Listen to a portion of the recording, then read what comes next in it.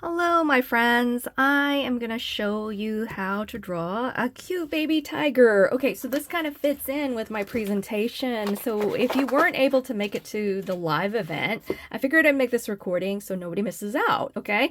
So, so if you weren't able to make it, I have a little starter worksheet. Sometimes it's really nice when we have something to start with a basic shape. And I know, you're going to be like, wow, that looks like the shape of a hat. Or if you turn it this way upside down, this looks like a pot, a flower pot. It's kind of fun. Or it could even be a spaceship. But what we're going to do today is we're going to draw a tiger. Okay, so this little worksheet, if you weren't able to be at the live event, you can go ahead and click the link in the description box and download a PDF of this and have a grown-up print this out for you.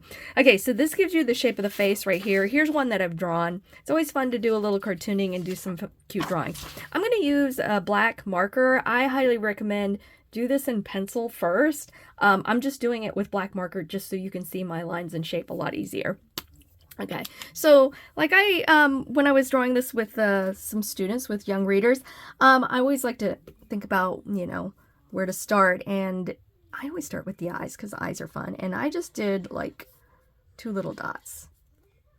Okay, so I gave them a little bit of space, just because when we're younger, if you give it a little bit more space, it's going to look a little cuter. Okay, and then, because this is a T, right? T for tiger. So I just write capital T. And then what I do is I round it off. So I'm going back around it. Look at that. Now it's like a bubble letter T. Okay, and then we want to think about the mouth. And then I tell students, what letter does this look like? It's a W, right? Okay, so then we talk about things we can add to add on, because now it looks more like a face, but we can add more details. So the ears, usually that's the next one. So ears, I'll use the broad edge of this. So this is kind of fun with a marker. So when we're drawing with marker, I'm just going to use the back of it. There's a thin point, right? Even though it's very thick. And then there's the thick. If I hold it right against the broad edge of it, so you can change your line thickness just by how you're holding the marker. And so like if I want a medium line, say I put a little bit more pressure. If I want a really thin line, I do it like this. So a lot of times with the students, they'll draw it with pencil and then they'll go over it with a marker, okay? And that's how you can change up. So I'm going to do a little bit broader. And I ask students, what letter does that look like, right? If I turn it this way, it looks like a letter. Looks like a letter U, okay? Then I'm going to make another letter, upside down letter U on the other side of the head. And then if we want to get fancy, we're going to make a smaller one on the inside, right? And then you got some cute little ears. Okay, and then we definitely want to add some stripes. And so I think about what letter does that look like? Looks like a letter V. And you can do your stripes however you want. Make them longer V's. I'm going to stop right there. I'm going to go around the other side. Okay, and then if I want to get fancy, I could color these in, just so you can see them better. And then it becomes a shape, right? It doesn't look like a V anymore. It looks like a triangle. And if I want to get really fancy with this, I can put some. And I could just use the broad edge. If you want to make it easier for yourself, you just use the broad edge of it, make those thick lines. And if you make 2 thick lines together, it just looks like a thicker stripe, right? Okay, all right, the next thing we want to do is we can add some whiskers. So I do 3 of those, 3 little dots, and then I can just pull and lift, pull and lift, pull and lift, and then you get these whiskers, right? Looks very whiskery. Okay, last thing I talk to students about is eyebrows. So it's always fun, like you want to think about how does your little tiger feel like? And so like right here, this one looks like he's not quite certain, right? So if I arch, like he seems really annoyed. Then I want to make him angry. So I make some diagonal lines.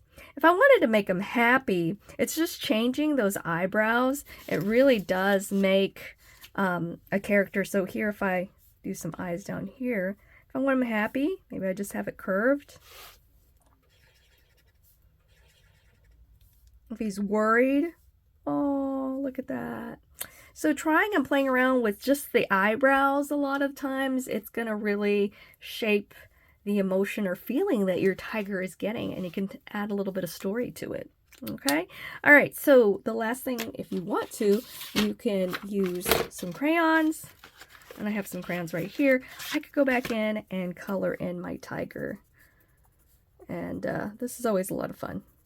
I had some students who were very creative, and you know what? After I gave them the tiger face, they went back in and they added a tiger body. It was absolutely adorable.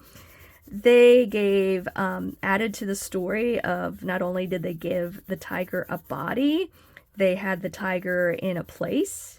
They said, my tiger is outside, my tiger is inside, and an ice cream parlor. I mean, you kind of decide whatever you want your tiger to be. Like in my story, the tiger talks. I know. It's kind of, you know, it's whatever your imagination wants to do with your story, because those stories are yours, and you get to create that world and how and what the characters are going to do. And that's one of the fun things about storytelling. A lot of times, you know, when we don't always get to say or make things the way we want them to be out in the real world, you can make up a story where everything is the way you want it. So if you want your animals to talk, you want your animals to, you know, like here, I want my animal to wear a hat.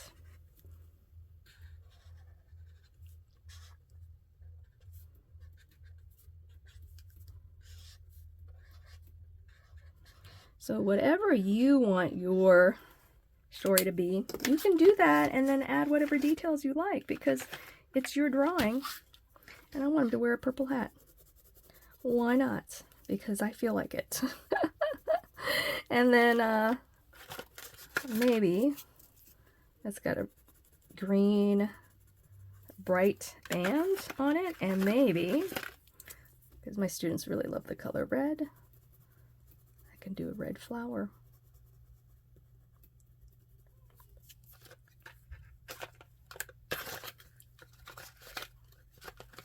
And then I'm going to add a little color to the center of it. So there we go. So then if you want to be really, get really fancy with it, you could even write a story about your tiger. So anyways, that is a little fun little activity to go with the worksheet and the printable download, and then you can play around with creating your own character. All right, thanks for watching. Bye.